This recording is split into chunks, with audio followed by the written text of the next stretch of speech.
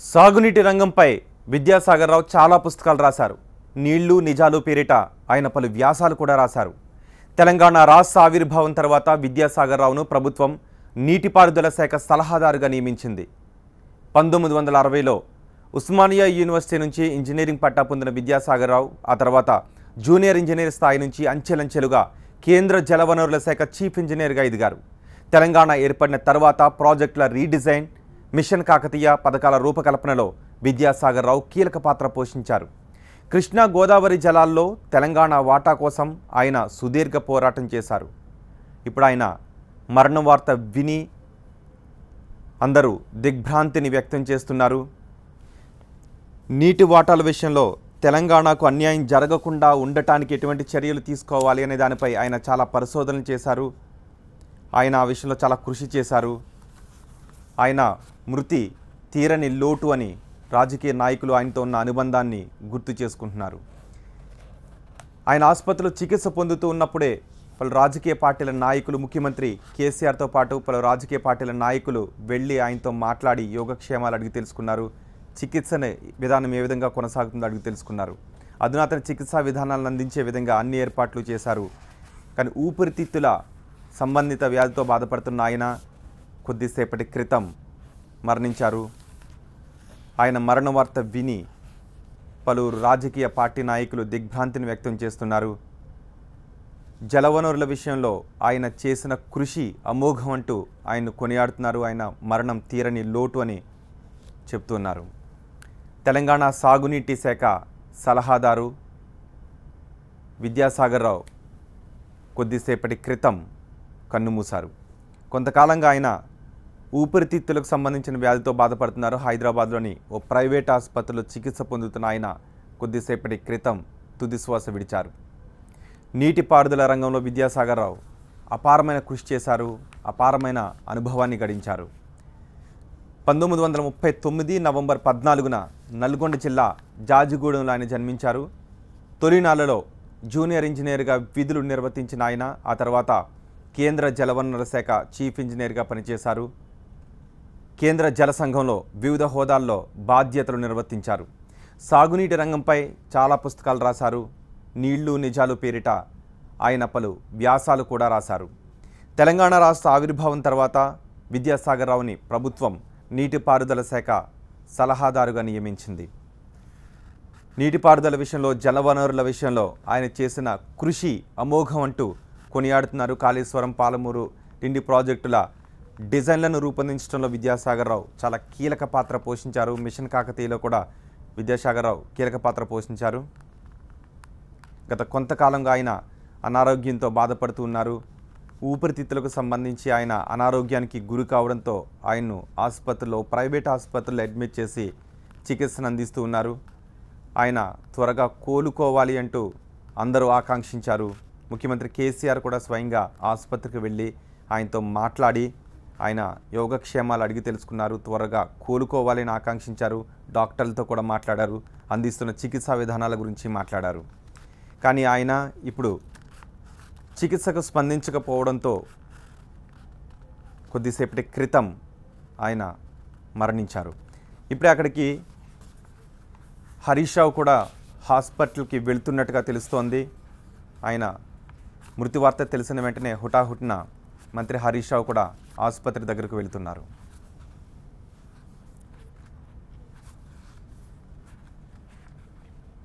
తెలంగాణ నీటిపారుదల శాఖ సలహాదారు విద్యాసాగర్ రావు కన్నుమూశారు. గత కొంతకాలంగా ఆయన అనారోగ్యంతో బాధపడుతున్నారు.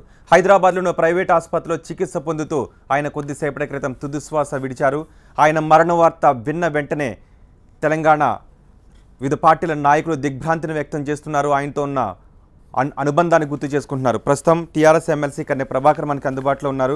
కన్నె ప్రభాకర్ గారు, ఆయన మరణం తెలంగాణ నీటి ఇరిగేషన్ విషయంలో ఎటువంటి లోటు అని చెప్పుకోవచ్చండి? ఆయనతో మీకు అనుబంధాన్ని ఏ విధంగా గుర్తు చేసుకుంటారండి? దానికి సరే, వారం రోజులుగా ఆయన అత్యంత క్లిష్టమైనటువంటి పరిస్థితుల్లో ఉన్నాడు అని తెలిసినప్పటికీ చనిపోయాడు అనేటువంటి మాటను మాత్రం ఎందుకు జీర్ణించుకోలేకపోతా ఉన్నాం. నిజానికి ఆయనకు నాకున్నటువంటి అనుబంధాన్ని ఒకసారి చూపించుకుంటే ఒక పుస్తకం రాసి ఉంది. 2001 సంవత్సరంలో ఆయన రిటైర్డ్ అయిన తర్వాత మొట్టమొదటిసారిగా కేసీఆర్ గారితో పాటు నేను మరొక కలిసి కేసీఆర్ గారితో పాటు వారి ఇంటికి వెళ్ళాం. మొట్టమొదటిసారిగా కేసీఆర్ గారు విద్యాసాగర్ రావు గారు కలుసుకున్నటువంటి సందర్భం అది మాత్రమైనటువంటి నేను ఆ రోజు ఆ రోజు జరిగినటువంటి అనేక విషయాలు మొట్టమొదటిసారిగా ఒకరికొకరు పరిచయం చేసుకొని నేను సిడబ్ల్యూసీలో రిటైర్డ్ అయ్యానని చెప్పేసి విద్యాసాగర్ గారు అన్ని విషయాలు తెలుసుకొని నేను వచ్చాను మీ దగ్గరికి, మీ అనుభవాలు మాకు కావాలి, తెలంగాణ ఉద్యమాన్ని ప్రారంభించినను మీలాంటి సహకారం నాకు అవసరము అనేటువంటి సంభాషణ ఇద్దరి మధ్యలో దాదాపు 4-5 గంటల సంభాషణలో నేను కూడా అక్కడే ఉండడం, యాదృచ్ఛికంగా ఈ మధ్యనే ఒక పత్రిక ఆర్టికల్స్ కూడా రాయడం జరిగింది. నేను రాష్ట్ర విద్యాసాగరాన్ని ప్రస్తావిస్తూ ఆ రోజు జరిగినటువంటి సంఘటన దాంట్లో ఉదాహరించడం జరిగింది. అంటే ఆయన ఉన్నటువంటి అనుబంధం, మాతో ఉన్నటువంటి వ్యక్తిగత అనుబంధం కావచ్చు, ఉద్యమ అనుబంధం కావచ్చు, దానికి మాటల్లో చెప్పలేనటువంటిది.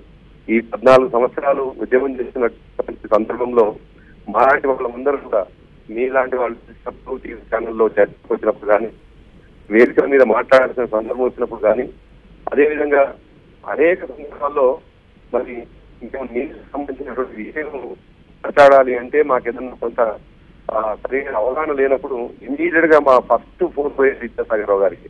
వారు పెద్దవారు అయినప్పటికీ, రిటైర్డ్ అయినప్పటికీ ఏ ఒక్క రోజు కూడా తను అసహనంగా ఉన్నట్టుగానో లేకపోతే నిర్లక్ష్యమైనటువంటి సమాధానమో మాకెప్పుడు నిజానికి మరొకటి వాళ్ళ నోటినటువంటి నీళ్ళకు సంబంధించిన నిజాలన్నీ కూడా ఆగమ ద్వారా చెప్పించినటువంటి అంశాలే తప్ప అప్పటికే మేము నిజానికి అంత నీళ్ళపైన కేసీఆర్ గారు సైతం చాలా సందర్భాల్లో విద్యానా ఇది ఎట్లా జరుగుతుంది, ఇది ఎట్లా అని చెప్పేసి మాట్లాడినప్పుడు ఆయన నిజానికి కేసీఆర్ గారితో ఆయన కొనసాగించినటువంటి ప్రయాణం, ఆయన సాగించినటువంటి ప్రయాణం అంతా ఇంత కాదు, కొన్ని లక్షల గంటలు కేసీఆర్ గారితో గడిపిన ఒకనొక కొన్ని సందర్భాల్లో అయితే ఢిల్లీలో 1 రోజులు 2 నెలలు కేసీఆర్ గారు తెలంగాణ కోసం ఉంటే కంప్లీట్ గా కేసీఆర్ గారి బెడ్రూమ్ ముందు ఆయన ఉండేవాడు.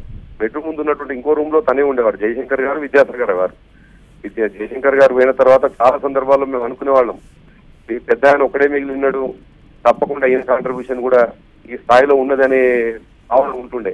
కానీ మొన్నటి సభలో జయశంకర్ గారి గురించి మాట్లాడుతూ కేసీఆర్ గారు ఇవాళ జయశంకర్ గారు లేకుండా సభ నిర్వహించుకుంటాం అనగానే నాకెందుకో విద్యాసాగర్ రావు గారు కూడా ఈ వేదిక పైన లేకపోయా కదా అనే బాధ కలిగింది. ఈ విద్యాసాగర్ రావు గారు లేని వేదికలు ఎప్పుడు నిర్వహించుకోలేదు. ప్రభాకర్ గారు, మొన్న సీఎం కేసీఆర్ ఢిల్లీలో ఉన్నప్పుడు కూడా రెగ్యులర్ గా ఇక్కడ డాక్టర్స్ తో టచ్ లో ఉన్నారు. ఆయనకు అందిస్తున్న చికిత్స గురించి ఆయన ఢిల్లీ నుంచి కూడా అడిగి తెలుసుకుంటూ ఉన్నారు. అసలు ఆయన అనారోగ్యానికి కారణం ఏంటండి? ఏ చికిత్సను అందిస్తూ ఉన్నారు? మీకు తెలిసిన విషయాలు అంటే సరే, ఒక క్యాన్సర్ వ్యాధితో బాధపడుతుంటూ అనేటువంటిది చాలా లేట్ గా తెలుసుకున్నాం. నిజానికి చాలా రోజుల క్రితమే ట్రేస్ అయినటువంటి అంశం అయినప్పటికీ విద్యాసాగర్ రావు గారు ఈ మధ్య కొద్దిగా ఇనాక్టివ్ గా ఉండడం, మేమంతా కూడా కొంత పెద్ద ఇనాక్టివ్ ఉన్నాడు అనేటువంటిది చర్చించుకోవడం ఇంత జరిగింది.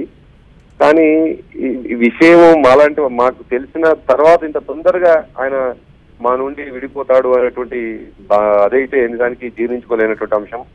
ఈ భూమి కోసం కొట్లాడినటువంటి వ్యక్తి, ఈ భూమి కోసం నీళ్లకు తన్లాడ ఉన్నటువంటి వ్యక్తి, ఢిల్లీలో ఉండి అనేక విషయాలు తెలంగాణకు జరగాల్సినటువంటి న్యాయం జరగాల్సినటువంటి విషయంలో తను ఎప్పటికప్పుడు స్పందిస్తూ పనిచేసినటువంటి వ్యక్తి, ఢిల్లీలో పనిచేసి మళ్ళీ హైదరాబాద్ వచ్చి కూడా తెలంగాణ ఉద్యమంలో ఇక్కడ జరిగిన అన్యాయాల్ని కేసీఆర్ గారి ద్వారా అర్థం చేసి తెలుసుకొని మళ్ళీ కంప్లీట్ గా 17 సంవత్సరాలు ప్రయాణించినటువంటి వ్యక్తి ఈ భూమికి ఉన్నటువంటి అనుబంధాన్ని వదులుకొని పోవడం అనేటువంటిది దానికి జీర్ణించుకోలేనటువంటి అంశం.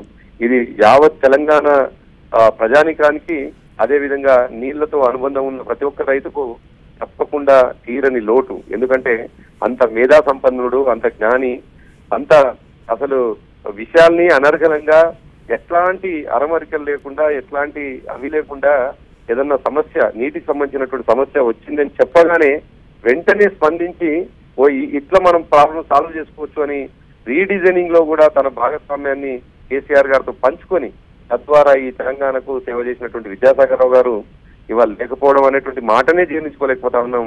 కానీ మరి విద్యాసాగర్ రావు గారు లేకపోయినటువంటి ఈ సందర్భంలో ఒక కుడిభుజం, అంటే పెద్ద ఆయనని కుడిభుజం అనుకుండొచ్చు, కానీ ప్రధాన సలహాలు ఇచ్చేటువంటి జయశంకర్ గారు లేకపోవడం, అంతే స్థాయిలో సలహాలు ఇచ్చేటువంటి విద్యాసాగర్ రావు గారు ఈ ఇద్దరు లేకపోవడం అయితే తప్పకుండా తెలంగాణ నేలకు తప్పకుండా కేసీఆర్ గారికి తీరని లోటు, తెలంగాణ సమాజానికి అంతకంటే లోటు.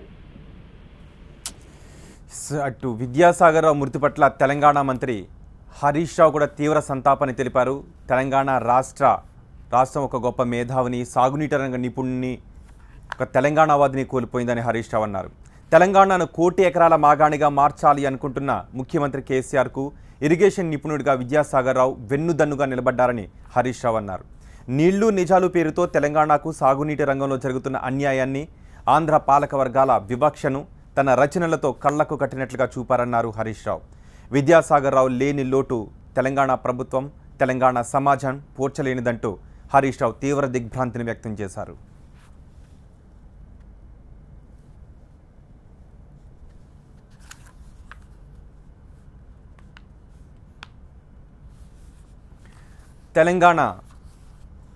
తెలంగాణ సాగునీటి శాఖ సలహాదారు విద్యాసాగర్ రావు కన్నుమూశారు.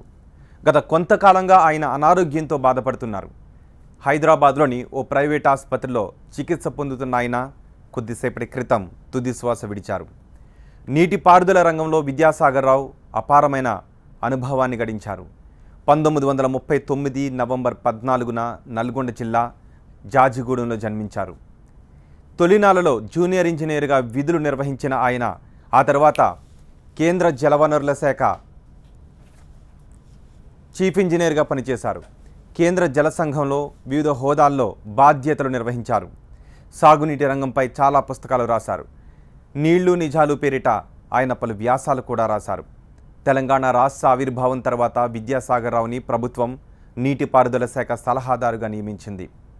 1960లో ఉస్మానియా యూనివర్సిటీ నుంచి ఇంజనీరింగ్ పట్టా పొందిన విద్యాసాగర్ రావు ఆ తర్వాత జూనియర్ ఇంజనీర్ స్థాయి నుంచి అంచెలంచెలుగా కేంద్ర జలవనరుల శాఖ చీఫ్ ఇంజనీర్గా పనిచేశారు. తెలంగాణ ఏర్పడిన తర్వాత ప్రాజెక్టుల రీడిజైన్, మిషన్ కాకతీయ పథకాల రూపకల్పనలో విద్యాసాగర్ రావు కీలక పాత్ర పోషించారు. కృష్ణా గోదావరి జలాలలో తెలంగాణ వాటా కోసం ఆయన సుదీర్ఘ పోరాటం చేశారు. ఆయన మరణ వార్త విని ఆయనతో ఉన్న అనుబంధాన్ని గుర్తు చేసుకుంటున్నారు తెలంగాణ వాదులు, రాజకీయ నాయకులు, తెలంగాణ ప్రజలు. విద్యాసాగర్ రావు మృతి పట్ల తెలంగాణ మంత్రి హరీష్ రావు తీవ్ర సంతాపాన్ని వ్యక్తం చేశారు. తెలంగాణ రాష్ట్రం ఒక గొప్ప మేధావిని, సాగునీటి రంగ నిపుణుణ్ణి, తెలంగాణ వాదిని కోల్పోయిందని అన్నారు. తెలంగాణను 1 కోటి ఎకరాల మాగాణిగా మార్చాలనుకుంటున్న ముఖ్యమంత్రి కేసీఆర్కు ఇరిగేషన్ నిపుణుడిగా విద్యాసాగర్ రావు వెన్నుదన్నుగా నిలబడ్డారని హరీష్ రావు తెలిపారు. నీళ్లు నిజాలు పేరుతో తెలంగాణకు సాగునీటి రంగంలో జరుగుతున్న అన్యాయాన్ని, ఆంధ్ర పాలకుల వివక్షను తన రచనలతో కళ్ళకట్టినట్లు చూపారన్నారు హరీష్ రావు. విద్యాసాగర్ రావు లేని లోటు తెలంగాణ ప్రభుత్వం, తెలంగాణ సమాజం పూడ్చలేనిదంటూ హరీష్ రావు తీవ్ర దిగ్భ్రాంతిని వ్యక్తం చేశారు. ఆయన ఆసుపత్రిలో చికిత్స పొందుతున్నప్పుడు ముఖ్యమంత్రి కేసీఆర్ వెళ్ళి ఆయనతో మాట్లాడి, అక్కడ వైద్యులతో మాట్లాడి ఆయనకు అందుతున్న చికిత్స గురించి తెలుసుకున్నారు. ఆయన ఢిల్లీ వెళ్ళిన తర్వాత కూడా రెగ్యులర్గా డాక్టర్లతో టచ్లో ఉంటూ ఆయన ఆరోగ్యం గురించి ఆరా తీశారు అంటే కేసీఆర్కు విద్యాసాగర్తో ఎంతటి అనుబంధం ఉందో అర్థం చేసుకోవచ్చు. రాష్ట్ర విభజన సమయంలో విద్యాసాగర్ రావు పాత్ర చాలా కీలకం. అలాగే తెలంగాణకు నీటి వనరుల విషయంలో జరుగుతున్న అన్యాయం గురించి ఆయన చాలా కలత చెందుతూ ఉండేవారు. ఆ విషయంలో ఆయన చాలా కృషి చేశారు జలవనరుల విషయంలో. దీంతో ముఖ్యమంత్రి కేసీఆర్కు ఆయన వెన్నుదన్నుగా నిలబడ్డారు. మిషన్ కాకతీయలో కూడా ఆయన పాత్ర చాలా కీలకం. దీంతో టీఆర్ఎస్ నాయకులు ఆయనతో ఉన్న అనుబంధాన్ని గుర్తు చేసుకుంటున్నారు. తెలంగాణ రాజకీయ పార్టీల నాయకులు, తెలంగాణ వాదులు, ఆయనతో అనుబంధం ఉన్నవారు ఆయన సేవలను కొనియాడుతూ ఆయన మరణం తెలంగాణ సమాజానికి తీరని లోటను చెబుతూ ఉన్నారు.